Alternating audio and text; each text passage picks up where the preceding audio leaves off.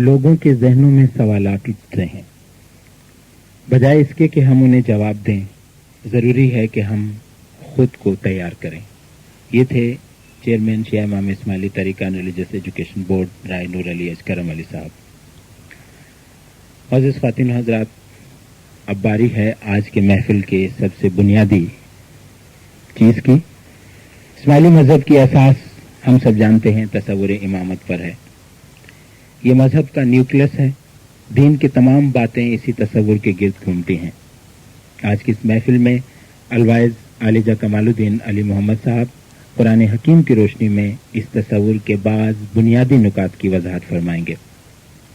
इससे पहले कि मैं आलिजा साहब को दावत सुखन दूं, इनके बारे में चंद कलमात कहना बेजाना होगा। अलवाइज आलिजा कमालुद्दीन अली मोहम्मद का सबसे बड़ा तारुफ यही है कि ये किसी तारुफ के मोहताज नहीं, लेकिन रस्मन हम बताए देते हैं आपका ताल्लुक ढाका से है। आपने कराची यूनिवर्सिटी से एमए इस्लामिक स्टडीज़ किया और ढाका में ही उन्होंने वाइजिन ट्रेनिंग प्रोग्राम किया था।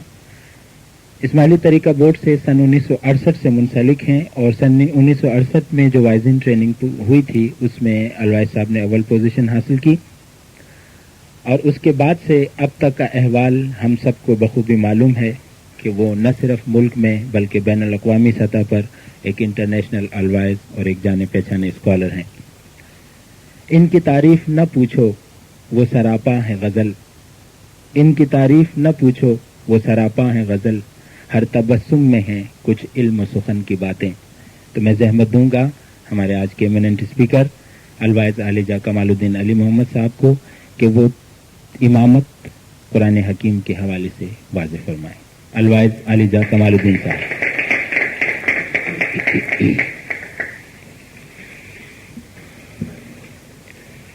इतनी न बढ़ा पाकिए दामा की हिकायत,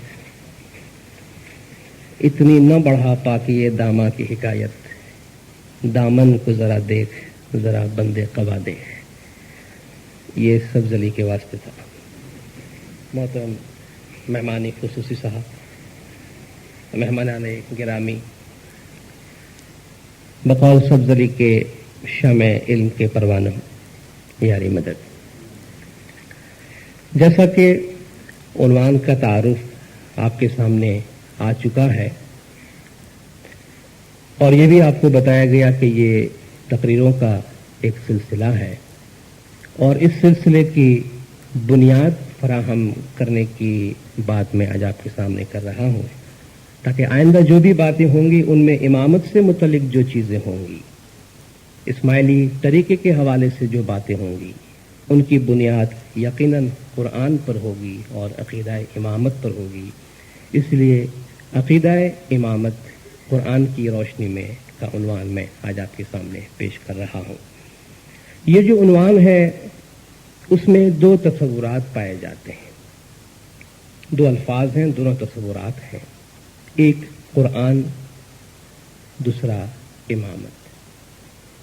कुरान से मुराद अल्लाह तबारक व तआला का वो कलाम है जिससे अल्लाह का आखिरी कलाम समझा जाता है, जो हुजूर अकरम सल्लल्लाहु अलैहि व आलिहि वसल्लम सल्लल्लाहु अलैहि पर नाजिल हुआ और जो एक किताब की सूरत में आज हमारे पास मौजूद है।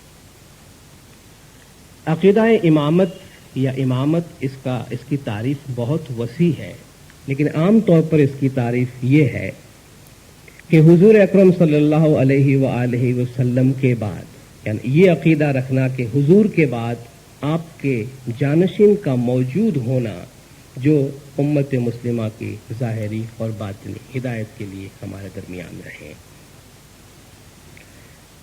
इस तस्वुर को लेने से पहले मैं एक बात की वजाहत करना चाहता हूं कि इस टॉपिक में ऐसा लगता है कि इमामत कोई खारिजी चीज़ है जिसको हम कुरान में देखने की कोशिश कर रहे हैं। हालांकि हमारा अकीदा और हमारा रवैया ये नहीं है। इमामत और कुरान दोनों लाजिम मलजूम है, दोनों का आपस में ताल्लुक है, एक दूसरों से मिले हुए हैं। कुरान इल्म और हिकमत के खजाने की एक दुनिया है। इंसान की अक्ल आंखें हैं جو اس علم و حکمت کے خزانے میں سے کچھ خزانہ ڈھونڈنے یا لینے کی کوشش کرتی ہے، لیکن ان دونوں کے درمیان جو لنک ہے وہ نور کے بغیر اور روشنی کے بغیر نہیں ہو سکتا۔ آنکھیں ہو، روشنی نہ ہو تو آپ کو کچھ نظر نہیں آتا۔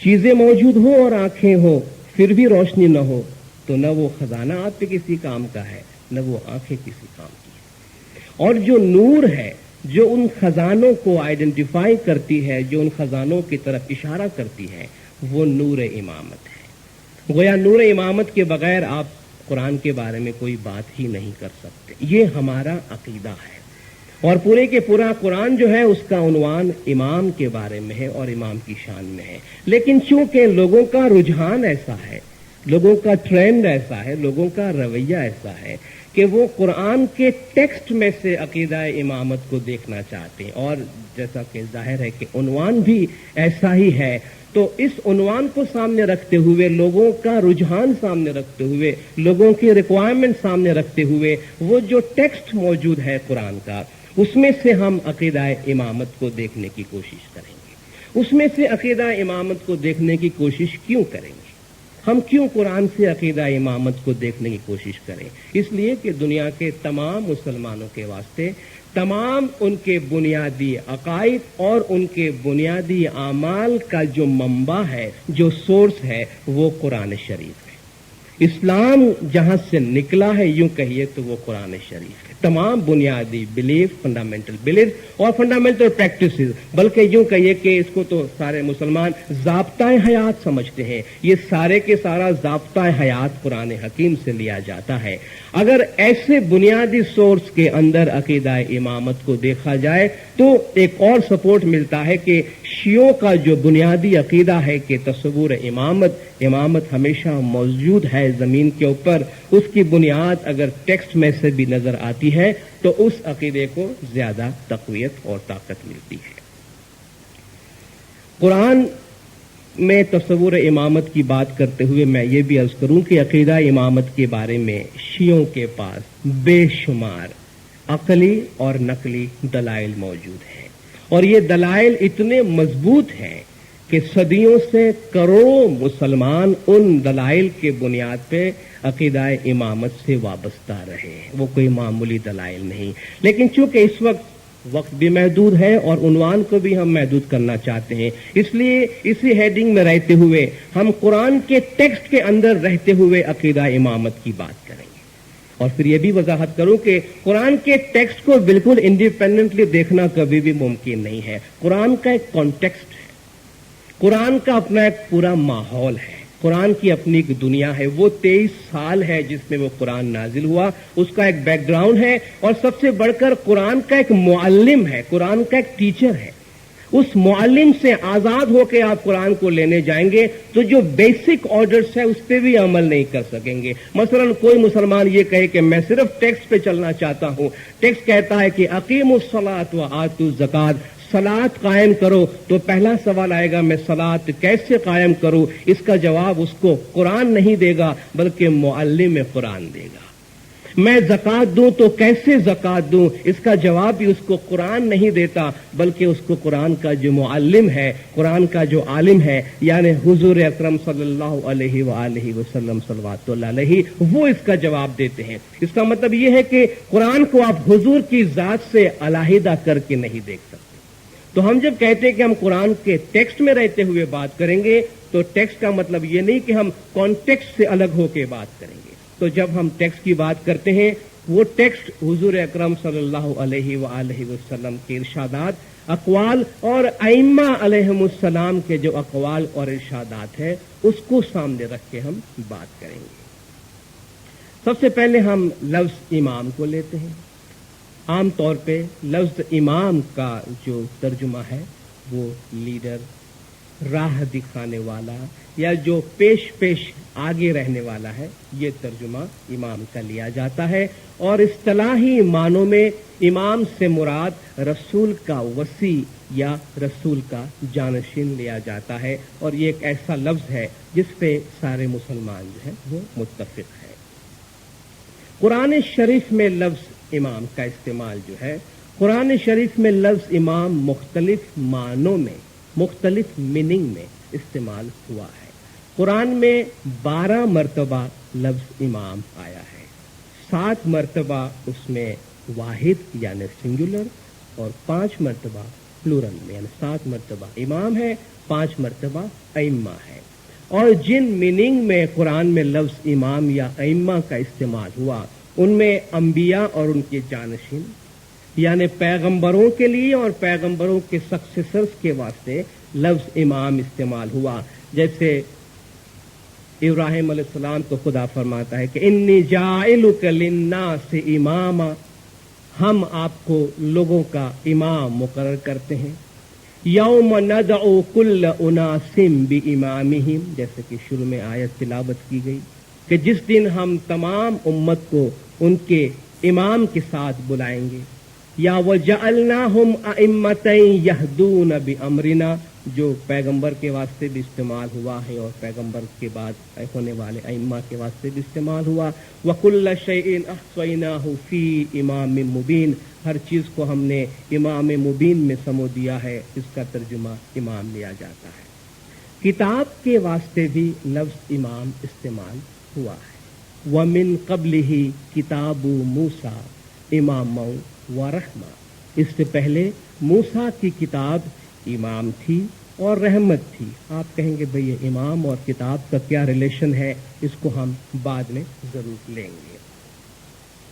وَكُلَّ شَيْءٍ أَحْصَيْنَاهُ فِي إِمَامٍ مُبِينٍ کے حوالے سے امام کو انسان کامل کی حیثیت سے بھی صوفیاء کرام جو ہے وہ لیتے ہیں. لفظ امام قرآن شریف میں راستے کے معنی میں بھی استعمال ہوا.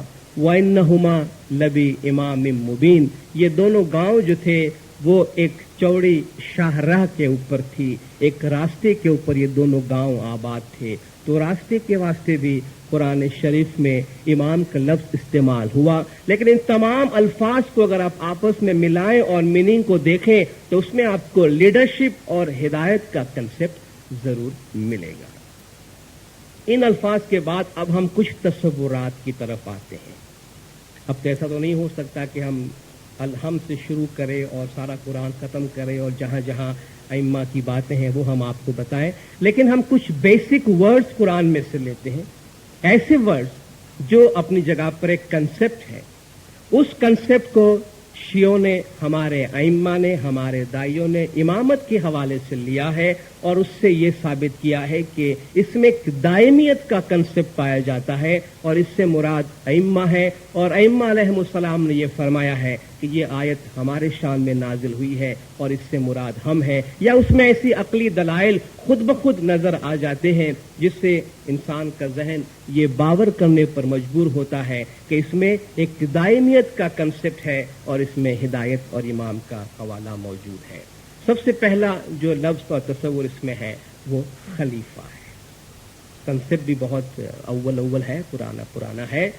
وَإِذْ قَالَ رَبُّكَ لِلْمَلَائِكَةِ إِنِّي جَاعِلٌ فِي الْأَرْضِ خَلِيفَةً، وہ وقت یاد کرو جب ہم نے فرشتوں سے فرمایا کہ ہم زمین پر اپنا خلیفہ مقرر کرنے والے ہیں.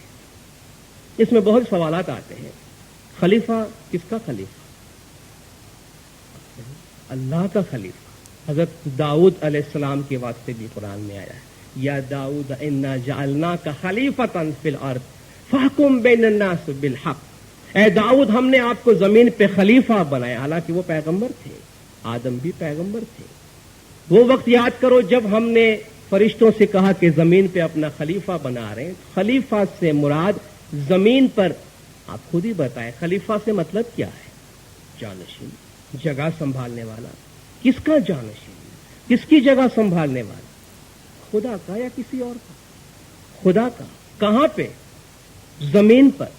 کیا اس میں کوئی ٹائم فیکٹر مقرر ہے کب تک کے لیے، کب شروع کرے گا خلافت، کب ختم کرے گا؟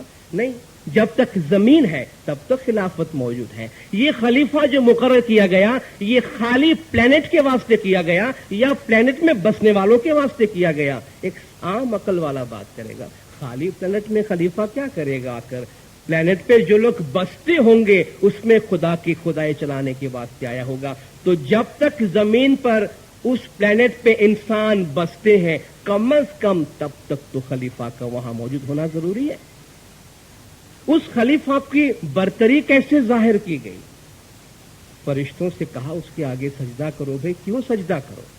ताकि उसकी जो अथॉरिटी है, उसमें जो खुदा ने अपनी रूह डाली, व नफ़ख्तु फ़ीही रूही फ़क़ऊ लहू साजिदीन, जो नूर और जो रूह उसमें डाली गई है और उसको जो इस्तेफा किया गया है, सिलेक्ट किया गया है, इंतखाब किया गया है, उस बुनियाद पे वो सबसे बड़ा बनता है और जमीन पर वो खुदा का खलीफा बनता है और मुकम्मल इख्तियारात के साथ वो जमीन पर आता है। इसलिए उनकी बरतरी अल्लाह तबारक व तआला ने इल्म के जरिया से बताई। वअल्लम आदमल अस्माअ कुल्लहा सुम्मा अरदहुम अलल मलाइका। खुदा ने आदम को सारे अस्मा सिखा दिए और उसको फरिश्तों के आगे पेश किया। फरिश्तों से फरमाया कि तुम्हारे पास कुछ हो तो बताओ।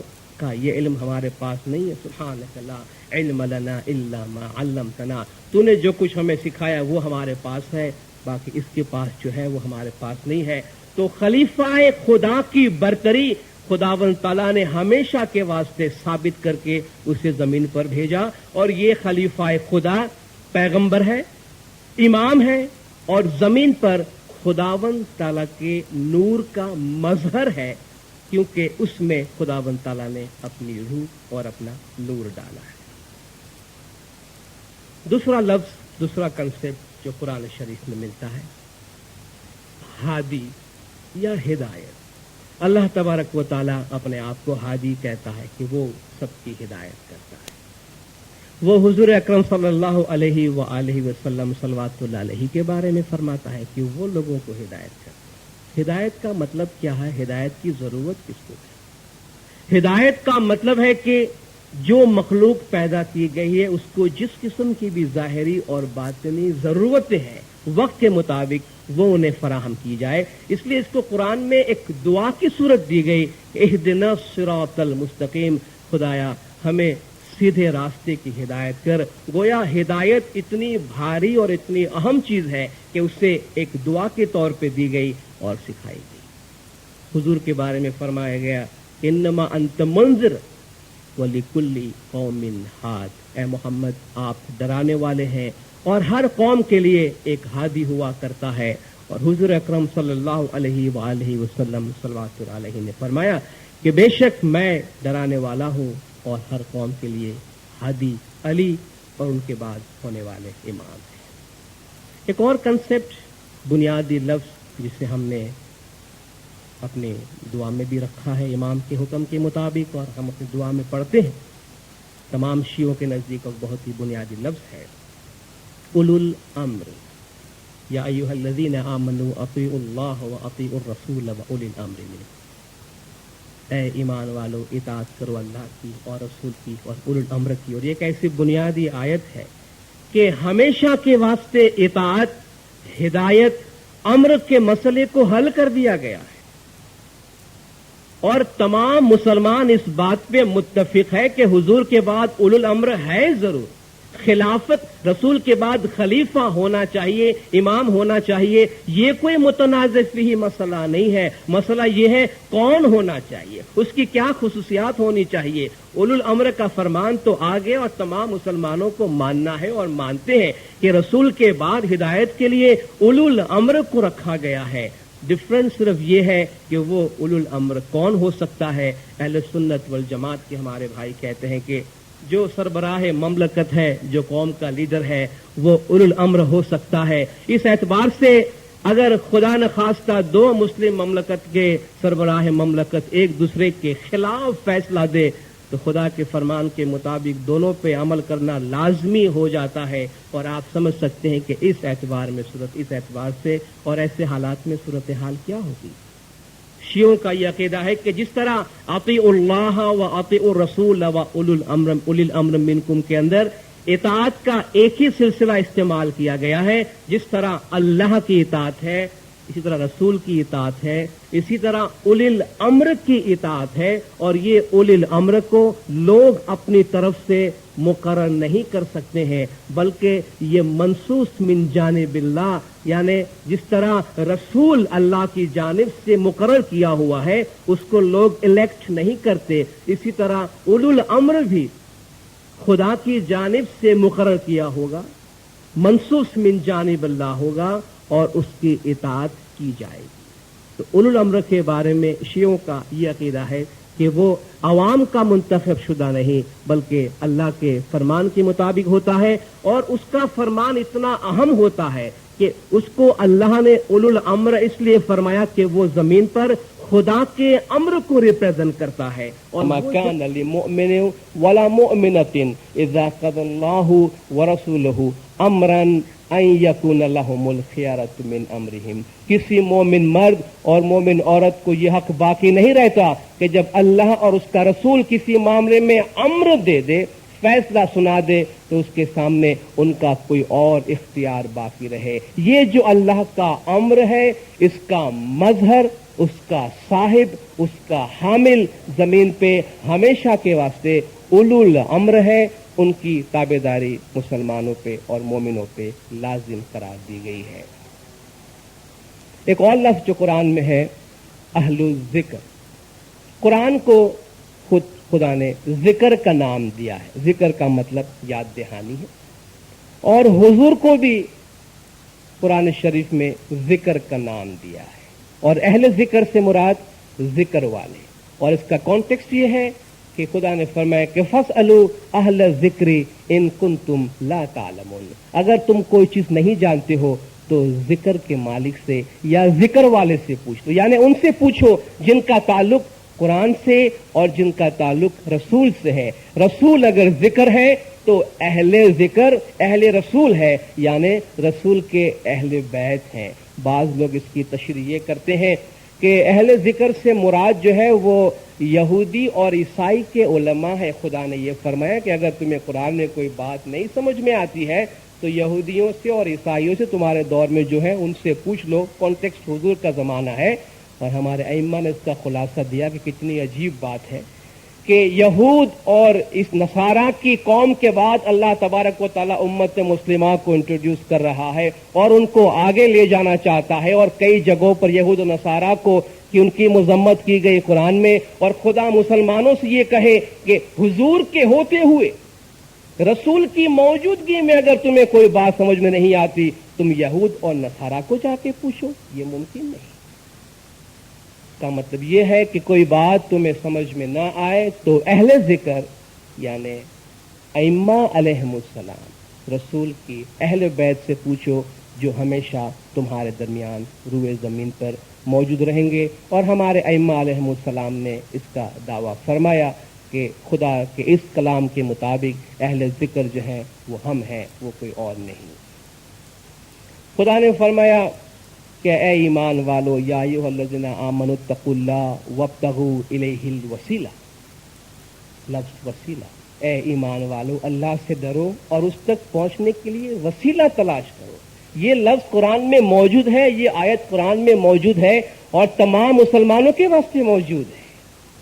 خدا تک پہنچنے کے لیے وسیلہ تلاش کرو، اور وہ وسیلہ جیسا کہ میں پہلے کہہ گیا زمین پر خدا کا مظہر ہے، خدا کا خلیفہ ہے، اور یہ وسیلہ مکمل اختیارات کے ساتھ آیا ہے، زمین پر خدا کی خزانے کی تمام چابیوں کے ساتھ آیا ہے، وہ بغیر اختیارات کے ساتھ نہیں آیا۔ اگر وسیلے کا کنسپٹ واضح ہو، خود خدا فرماتا ہے کہ ایمان والو براہ راست مجھ تک نہیں آؤ، اتقوا اللہ وابتغوا الیہ الوسیلہ، خدا سے ڈرو، اور اگر خدا تک پہنچنا چاہتے ہو تو وسیلے کو ڈھونڈو، اور وہ وسیلہ زمین پر پیغمبر اور پیغمبر کے بعد امام ہے، اور جو امام تک پہنچ جاتا ہے آگے پہنچنا وہ امام کا کام ہے کہ اسے پہنچائے۔ یہی وجہ ہے کہ ہم اپنے ہر چیز کو ڈائریکٹ کرتے ہیں زمانے کے امام کی طرف، اور وہ ہم اپنی مرضی کے مطابق نہیں کرتے، اللہ تبارک و تعالیٰ کے اس فرمان کے مطابق کرتے ہیں کہ وابتغوا الیہ الوسیلہ۔ قرآن حکیم میں ہدایت ہی کے کانٹیکسٹ میں الصراط المستقیم کا ذکر ہے، اہدنا الصراط المستقیم، اور خود خداوند تعالیٰ کا فرمان ہے، اور قرآن کے حوالے سے یہ بات ظاہر ہوتی ہے کہ جو ہدایات کا مجموعہ اللہ تبارک و تعالی ہمیں دیتا ہے وہ صراط مستقیم ہے، اور قرآن میں یہ کہلوایا گیا کہ ان ربی علی صراط مستقیم، اے رسول کہہ دے کہ میرا پروردگار صراط مستقیم پر ہے، اور حضور سے فرمایا گیا انک علی صراط مستقیم، تو بھی صراط مستقیم پر ہے، انک لتہدی الی صراط مستقیم، تو صراط مستقیم کی طرف ہدایت کرتا ہے۔ صراط مستقیم سوائے ہدایت کے کسی اور چیز کا نام نہیں ہے۔ ایک مجموعہ ہدایت زمین پر انسان کس طرح اپنی زندگی گزارے، اس کی جو ہدایت ہے اس کو صراط مستقیم کہا جاتا ہے۔ اور حضور اکرم نے مولا مشکل کشا مرتضی علی صلوات اللہ علیہ کے بارے میں فرمایا کہ یا علی الصراط صراطک والموقف موقفک، کہ اے علی راستہ تیرا راستہ ہے اور جو منزل ہے وہ تیری منزل ہے۔ ایک اور کنسپٹ جو بنیادی قرآن میں ہے، حبل اللہ، اللہ کی رسی، وَاعْتَصِمُوا بِحَبْلِ اللَّهِ جَمِيعًا وَلَا تَفَرَّقُوا، تم سب آپس میں مل کر مضبوطی سے خدا کی رسی کو تھامے رہو۔ خدا کی رسی سے کیا مراد ہے؟ چونکہ اس رسی کی کچھ خصوصیات موجود ہے، وہ رسی ان خصوصیات پہ پورا اترتی ہے یا نہیں؟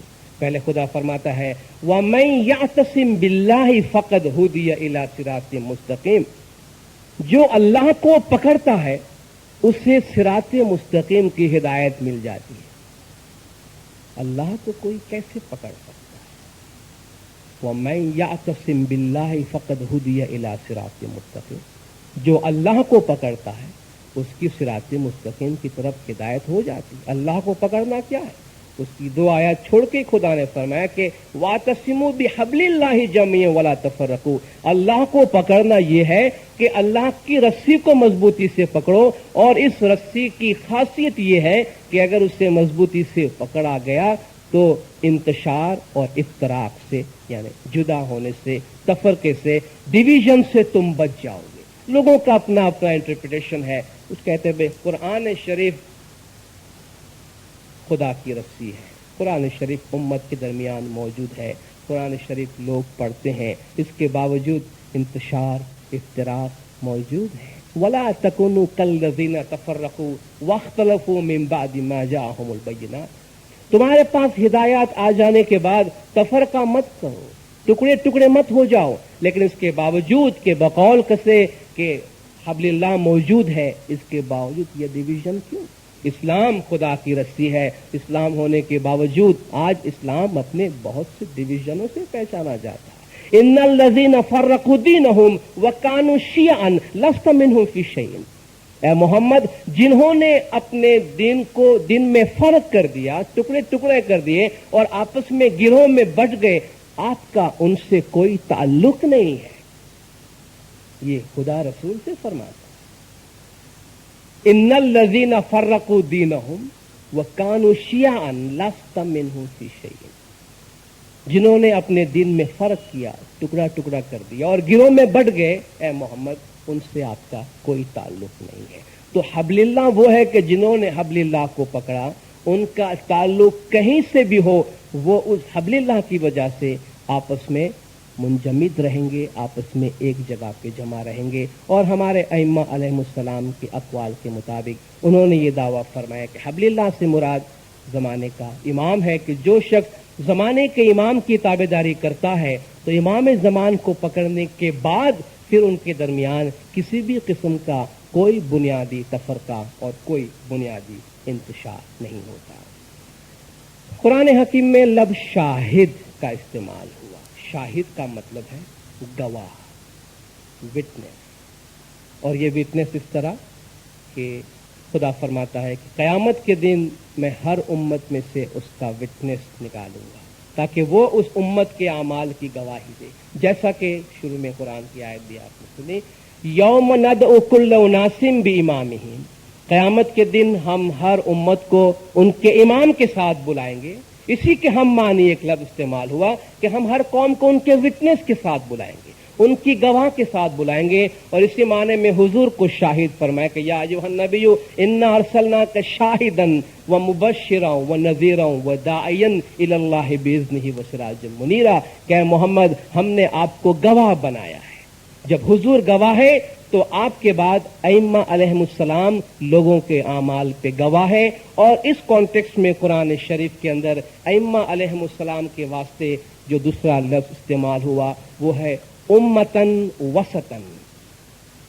امتن وسطن یعنی ایک درمیان والی امت جو ہمیشہ امت مسلمہ کے اوپر موجود ہے۔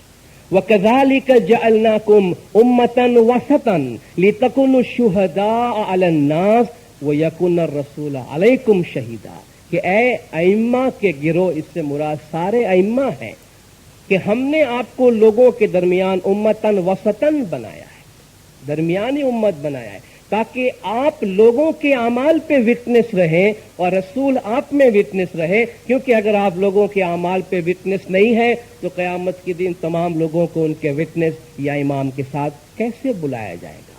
بعض لوگوں کا قول ہے اس سے مراد امت مسلمہ ہے